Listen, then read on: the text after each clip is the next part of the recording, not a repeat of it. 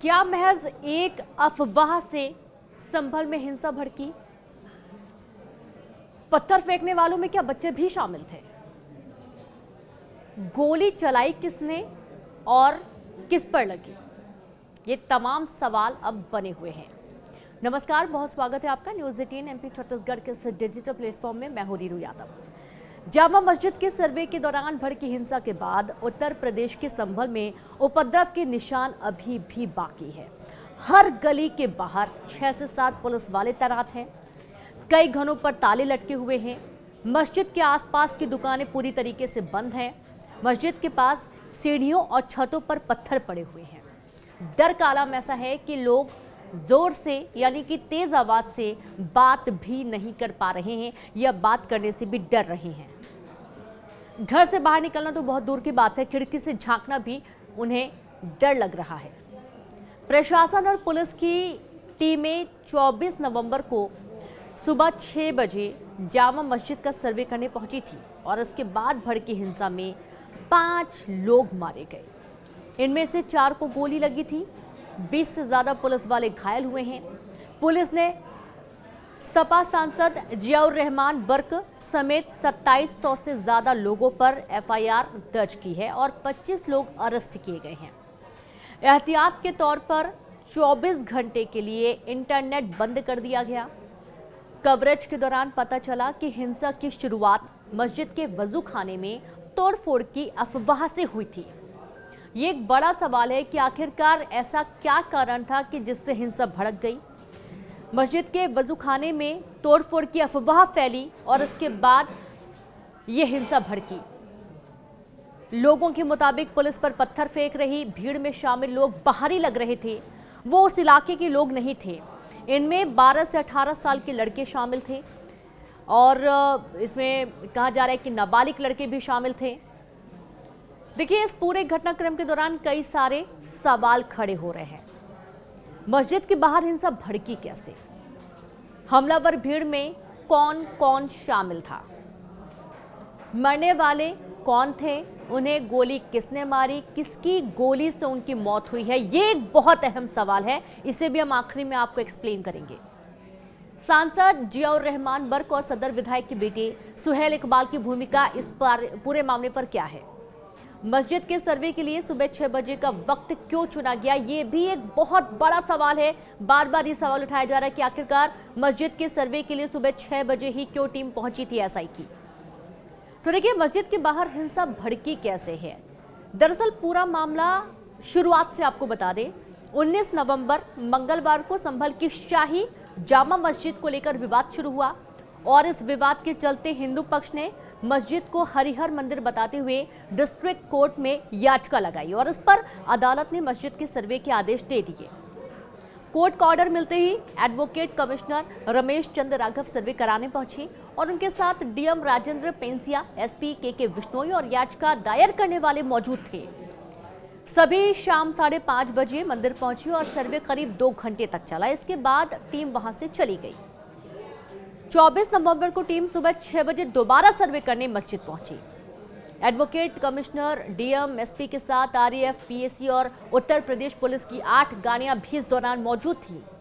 लोग सुबह की नमाज अदा करके मस्जिद से बाहर निकले।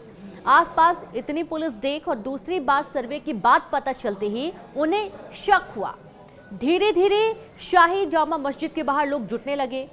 करीब 7 बजे याचिकाकर्ता और हिंदू पक्ष के वकील विष्णु शंकर जैन जब पहुंचे तो कुछ लोगों के साथ मस्जिद के बाहर उनकी बातचीत हुई। ये लोग धार्मिक नारे लगा रहे थे और उस दिन मस्जिद के अंदर बने वजू खाने के माप को लेकर बहस हो रही थी। हम आपको ये पूरी डिटेल बता रहे हैं कि आखिरकार ये हिंसा किन कारणों से भड़की थी, ये आपको बताने की कोशिश है। एसडीएम वंदना मिश्रा का कहना था कि वजू खाने की माप लेने के लिए इसका पानी निकाला जाए। डीएम राजेंद्र पेंसिया और एसपी के बिश्नोई डंडे की मदद से गहराई की जांच करवाना चाहते थे। एसडीएम अपनी बात पर अड़ गई कि पानी निकाला जाए और उसके बाद वजूखाने की गहराई मापी जाए और आखिर में वजूखाने का जो पानी उसे खाली किया जाने लगा और इसका पानी नाली में बहता हुआ देख बाहर खड़े लोग भड़क गए। उन्हें लगा कि मस्जिद में तोड़फोड़ की जा रही है क्योंकि पानी बह रहा था और बातों ही बातों में ये एक अफवाह बन गई और फैल गई। हजारों लोग मस्जिद के बाहर जमा हो गए, बड़ी संख्या में लोग आ गए। मस्जिद में तोड़फोड़ की अफवाह कैसे फैली, इसकी भी अभी जांच चल रही है कि आखिरकार इसे अफवाह के रूप में किसने फैला दिया। क्योंकि वजू खाने की महज गहराई की माप होना था, पानी निकाला गया, पानी बहता देख वहां पर एक विशेष पक्ष को शक हुआ और ये पूरी हिंसा भड़क गई। लेकिन ये हिंसा भड़काई किसने, ये भी एक बड़ा सवाल है। अब तक ये पता चला है कि ये बात भीड़ में ही सर्कुलेट हुई, बाकी लोगों तक पहुंची, इंटरनेट के माध्यम से, सोशल मीडिया के माध्यम से और भी लोगों तक पहुंच गई और हिंसा भड़क गई। डीएम और एसपी ने इस पर एक प्रेस कॉन्फ्रेंस कर जफर अली के आरोपों का खंडन भी किया है। डीएम राजेंद्र पेसिया ने कहा कि सर्वे के आदेश की जो कॉपी है, कॉपी पर जफर अली ने साइन किए। जफर अली ने पुलिस को फायरिंग करते हुए देखने का स्टेटमेंट भी दिया, क्योंकि जफर अली का कहना था कि पुलिस ने भी फायरिंग की है। हालांकि जिस तरीके से उपद्रव हो रहा था, पत्थरबाजी हो रही थी जवाब में या फिर भीड़ को रोकने के लिए, पहले तो समझाइश देने की कोशिश की गई, आंसू गैस के गोले छोड़े गए, पत्थरबाजी हो रही थी, मान ही नहीं रहे थे उपद्रवी और इसके चलते लाठी चार्ज भी करना पड़ा। मस्जिद में सर्वे हो रहा था, बाहर मारपीट हो रही थी। वजू खाने की फोटोग्राफी और वीडियोग्राफी होनी थी और इसलिए उसे खाली कराया जाना था। उसका पानी जैसे कि एक प्रक्रिया होती है कि जब शुक्रवार को नमाज अदा करने के लिए लोग पहुंचते हैं तो उसका पानी खाली ही करवाया जाता है। शुक्रवार को पानी बदला जाता है। मस्जिद के पीछे ही राबिद अली है, एक युवक हैं जिनका घर है, उन्होंने पूरी घर की खिड़की से ही ये पूरा घटनाक्रम देखा और उन्होंने इस पूरे मामले की जानकारी भी दी। दरअसल नाली में पानी बहने लगा तो लोगों ने कहना शुरू कर दिया कि मस्जिद में खुदाई हो रही है, क्योंकि वजू खाने का जो पानी था वो बाहर निकाला जा रहा था ताकि वजू खाने की गहराई मापी जा सके। और लोग मस्जिद के बाहर जमा होने लगे। सीओ संभल अनुज चौधरी ने डंडे मारकर भीड़ पर काबू पाने की कोशिश की और वे बोल रहे थे कि भाग जाओ यहाँ से वरना गोली चलवा दूंगा। भीड़ में छोटी उम्र के बच्चे भी शामिल थे। पुलिस पर पत्थर फेंक रहे थे। पुलिस की गोली कोई गलती यहाँ पर नहीं थी। कोर्ट के आदेश का पालन कर रहे थे वे लोग। पूरी टीम मौके पर मौजूद थी। पुलिस ने तकरीबन 2 घंटे तक समझाने की कोशिश की और जिस तरीके से पत्थरबाजी हो रही थी, पत्थर बरसाए जा रहे थे, उन्हें बर्दाश्त भी किया गया, रोकने की कोशिश की गई। लेकिन जब भीड़ नहीं मानी तो उसके बाद लाठीचार्ज शुरू किया गया। वहाँ पर मौके पर न्यूज़ 18 के संवाददाता भी मौजूद थे और जब उनसे वहाँ की स्थिति जानने की कोशिश की जा रही थी तो वो बोल भी नहीं पा रहे थे, वो देख नहीं पा रहे थे, क्योंकि आंसू गैस के गोले जो छोड़े गए थे वो इतनी ज़्यादा तादाद में थे कि वहाँ पर कुछ भी देख पाना मुश्किल हो रहा था। अब देखिए, इस पूरे घटनाक्रम को लेकर कई सारे सवाल जो खड़े हो रहे हैं। इसमें जो अफवाह फैली है, कैसे फैली, कहाँ से फैली, कहाँ पर एक छोटी सी बात को गलत तरीके से सर्कुलेट कर दिया गया और ये अफवाह इस कदर फैली कि हिंसा भड़क गई। भारी उपद्रव हुआ, लाठीचार्ज हुआ, मारपीट होने लगी तो पुलिस ने गोली चलाई और कुछ लड़कों की मौत हो गई, ऐसे भी आरोप लगे हैं। हालांकि पुलिस अधिकारियों का कहना है कि पुलिस की गोली से किसी की मौत नहीं हुई है। हिंसा में 5 लोगों की जान गई है। 3 मौतें 24 नवंबर और 2 लोगों की जान 25 नवंबर को चली गई। मरने वालों में बिलाल, नईम, कैफ, आयाम और नोमान शामिल है। ये 5 लोगों के नाम हैं जिनकी इस पूरे घटनाक्रम के दौरान, हिंसक झड़प के दौरान मौत हुई है। आरोप लग रहे थे कि पुलिस की फायरिंग में लोगों की जान गई है। पुलिस का दावा है कि ये मौत भीड़ की फायरिंग में हुई है। अब ये फायरिंग पुलिस के अलावा किसने की है, किसने गोलियां चलाई हैं, ये भी एक बड़ा सवाल है। मुरादाबाद के कमिश्नर आंजनेय सिंह ने पोस्टमार्टम रिपोर्ट का हवाला देकर बताया है कि 4 लोगों की मौत देसी तमंचे से चली गोली के चलते हुई है। देसी तमंचा जो कि पुलिस के पास नहीं होता है और इसकी वजह से 4 लोगों की मौत हुई है। नोमान खान को उनके परिवार ने बिना पोस्टमार्टम के ही दफना दिया और इसलिए उनकी मौत कैसे हुई ये पता नहीं चल पाया है।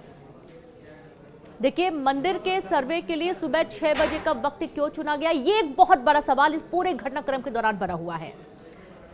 दरअसल मस्जिद के आसपास जो लोग रह रहे हैं उन्होंने भी बताया है कि 23 नवंबर की रात 9 बजे पुलिस एक्टिव हुई थी, पहुंची हुई थी पूरी टीम के साथ और इस दौरान जब जांच की बात कही जा रही थी तो ये पाया गया कि पहले जो सर्वे हुआ था वो शाम या रात के बीच में हुआ था और इस वजह से वजू खाने में कुछ जो मैपिंग की गई थी, वीडियोग्राफी की गई थी, फोटोग्राफी की गई थी, वो सही तरीके से नहीं हो पाई थी।